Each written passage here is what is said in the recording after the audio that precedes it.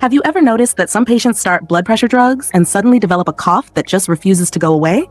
Not a cold, not asthma, not an infection. Yet the cough is dry, persistent, and incredibly annoying. Here's the scary part. Many students memorize that ACE inhibitors cause cough, but very few actually understand why. And if you don't understand the why, you'll forget it under exam pressure or miss it in real patients. Once you understand this reason, I promise you, you will never forget it for life. Let's break it down slowly. ACE inhibitors block the angiotensin-converting enzyme. This enzyme normally converts angiotensin 1 into angiotensin 2. Angiotensin 2 is a powerful vasoconstrictor. So when ACE is blocked, blood vessels relax, systemic resistance falls, and blood pressure comes down. That is the benefit. But here's what many people miss. The angiotensin-converting enzyme has another job. It also breaks down a substance called bradykinin. So when you block ACE, two things happen at the same time. Angiotensin 2 goes down, but bradykinin goes up. And bradykinin is the real culprit behind the cough.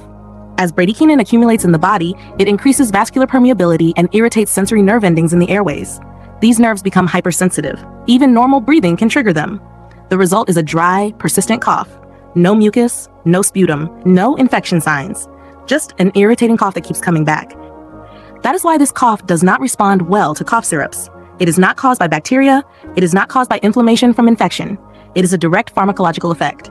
And that is also why the cough disappears once the ACE inhibitor is stopped.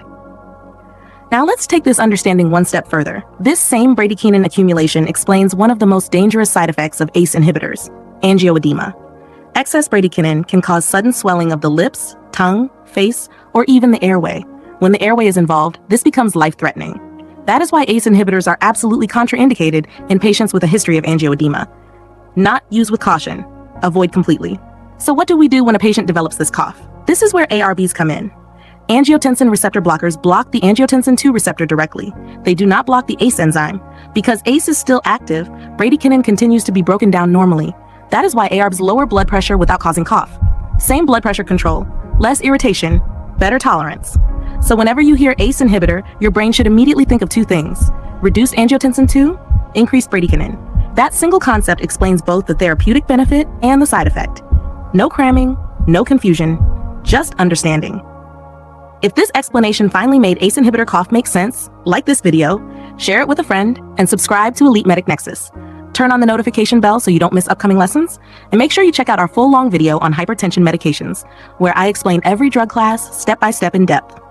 Stay tuned, because in the next video, I'll show you exactly how to choose between ACE inhibitors and ARBs in real clinical scenarios so you never get confused again.